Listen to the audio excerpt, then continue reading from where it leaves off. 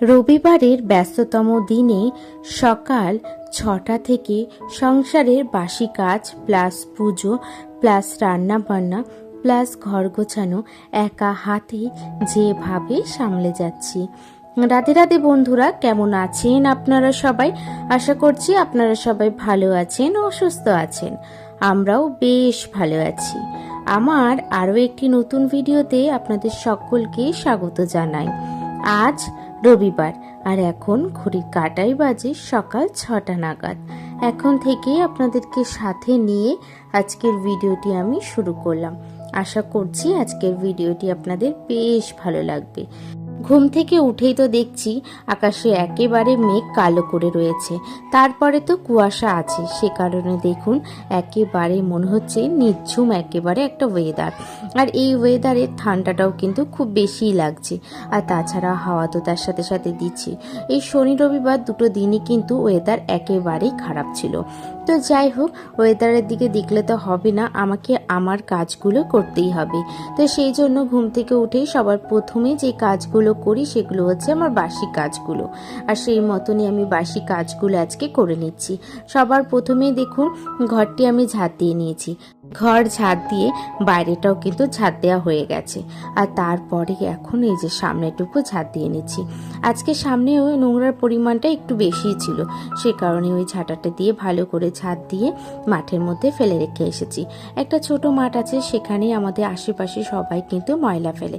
তাছাড়া তো ময়লার গাড়ি আসে, সেখানে আমরা ময়লাটা বার্থডেটা দিয়েই দিই, আর টুকিটাকি যেটুখানি ময়লা থাকে সেটুখানি আমরা ওইখানে ফেলি। তো এদিকে দেখুন বাইরেটা ঝাড় দিয়ে হচ্ছে গোরদুয়ারে জল দিয়ে দিয়েছি। আজকে তো আর ঘর মুছবো না, সে কারণে গোরদুয়ারে জল দিয়ে চলে এসেছি ওপরে।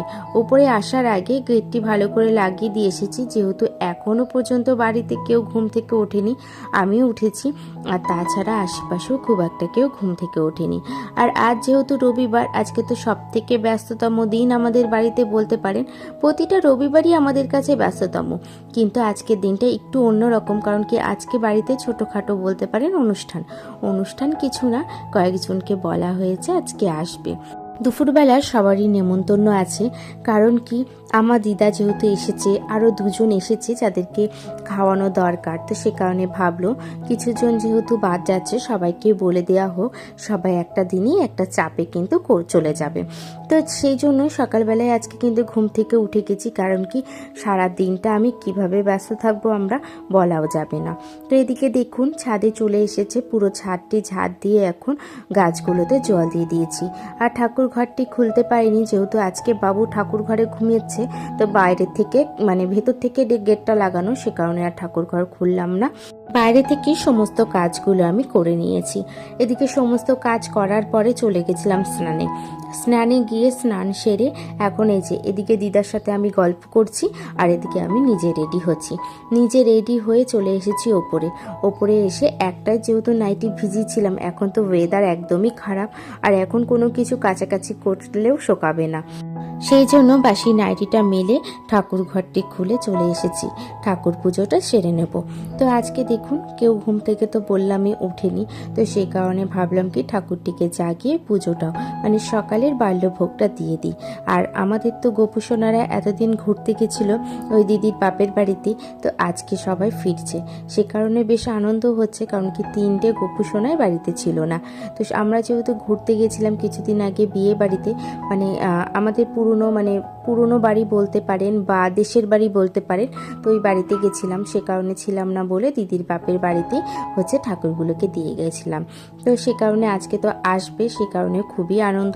তো তাদের জিনিসপত্রগুলো ভালো করে গুছিয়ে এখন এই যে নিজে একটুখানি রেডি হয়ে পুজোটি সেরে নেব। এদিকে পুজো দিয়ে গুরুদেবের নাম করে হচ্ছে গীতা পাঠটি করে চলে যাব নিচে গিয়ে সকালে টিফিনটা করতে হবে। তো মা তাই বললো তুমি তাড়াতাড়ি নিচে চলে আসো, পরের পুজোটা আমি দিয়ে দেবো। তো এদিকে দেখুন নিচে এসে সবার প্রথমে কিন্তু সাদা আলুর ঝোল করে নেব। লুচির সাথে পরোটার সাথে এটা খেতে আমাদের বাড়িতে সকলেই বেশ ভালোবাসে, একটু ঝাল ঝাল করে। সে কারণে কিন্তু লুচি পরোটা বা রুটি হলে এই তরকারিটা আমাদের থাকেই। তো সে কারণে দেখুন সবার প্রথমে কালো জিরে ফোড়ন দিয়ে দিয়ে গোট গোট করে যে আলুগুলো কেটে রেখেছিলাম সেগুলোকে দিয়ে দিয়েছি তেলের মধ্যে। তো একটু সামান্য ভাজা হয়ে গেলে কিন্তু যেহেতু একটা টমেটো দেবো, তো টমেটোটা দিয়ে লঙ্কাটা দিয়ে বেশ ভালোভাবে কিন্তু নাড়ানাড়ি করে নেব। আর যাতে যতক্ষণ সিদ্ধ না হচ্ছে, যে দেখবো একটুখানি সামান্য সিদ্ধ হয়ে এসেছে, তারপরে নুন আর হলুদ দিয়ে কিন্তু ভালো করে মানে পুরো আলুগুলোকে বেশ ভালোভাবে কষিয়ে নেব।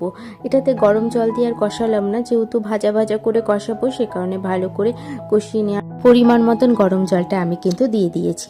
এদিকে দেখে নিলাম কতটা ঝোল রাখা হবে, কারণ কি বাড়িতে অনেকজনই আছে, আবার যারা আসবে তাদের তো সকালবেলা টিফিনের জন্য বলাই হয়েছিল, সে কারণে দেখলাম পরিমাণ মতন নিয়ে এই যে একেবারে মাখো মাখো করে ধনেপাতা আর সামান্য চিনি দিয়ে কিন্তু তরকারিটা আমার হয়ে গেছিলো। আর ওদিকে ময়দাটা আমি মেখে রেখেছিলাম, সেটা আপনাদের সাথে শেয়ার করলাম। পরে সবাই আসলে একটা একটা করে ভেজে ভেজে দেবো, গরম গরম খেতে কিন্তু বেশ ভালোই লাগে। তো তারই মধ্যে দেখছি তাতানের পাপাও উঠে গেছে। আজকে তাতানের পাপা অনেকটা সকালে উঠেছিল, আমার সাথে সাথেই উঠেছে বলতে পারেন। আর তাতান যেহেতু সকালবেলা ওর ঠাম্মির কাছে গেছিল, মানে ওর এখন না রাতটা বড় হওয়াতে সকালের দিকে ঘুমটা কিন্তু ভেঙে যাচ্ছে, আর সে কারণে কিন্তু ভোরের দিকে ঠাম্মির কাছে যায়, একটুখানি খেলাধুলা করে, ওইখানেই ঘুমিয়ে পড়ে। আবার এদিকে ঠাম্মির কাছে যেহেতু গিয়েছিল, তো সেই সুযোগে আমি পুরো বেড কভারগুলো মানে বিছানা চাদরগুলো গুছিয়ে নিলাম, পুরো বিছানাটাই গুছিয়ে নিয়েছি। এদিকে ব্ল্যাঙ্কেটগুলো গুছিয়ে নেওয়ার পরে সকালে টিফিনটাও করে নিয়েছিলাম। আর তার মধ্যে আমার পিসির ছেলে মানে আমার দাদা এসেছিল, তো দাদার সাথে কিছুটা গল্প করে নিজের কাজগুলো আবার শুরু করলাম। ওদিকে তাতানের পাপা আর তাতানের জ্যা মিলে গেছে বাজারে, বাজার নিয়ে আসলে আবার একটা যুদ্ধ বলতে পারেন।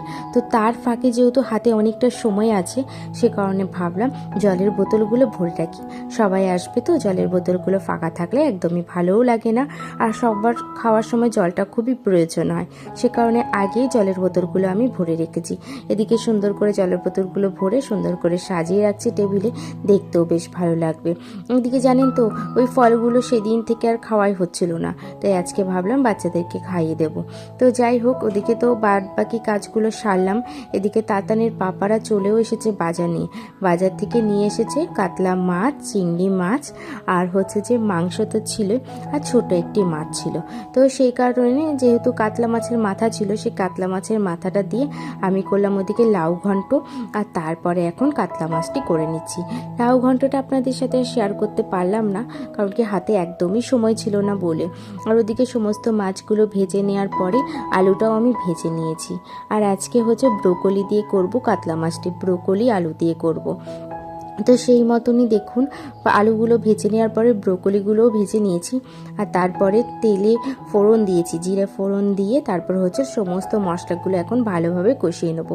আজকে না কাতলা মাছটা একটু অন্যরকমভাবে করব। এখানে তো মানে মশলা দিয়েছি লঙ্কা বাটা, জিরে বাটা, আদা বাটা, আর তার সাথে কিন্তু আজকে এটাতে সর্ষে মানে অল্প সামান্য সর্ষে আর হচ্ছে বাদাম বাটা পড়বে।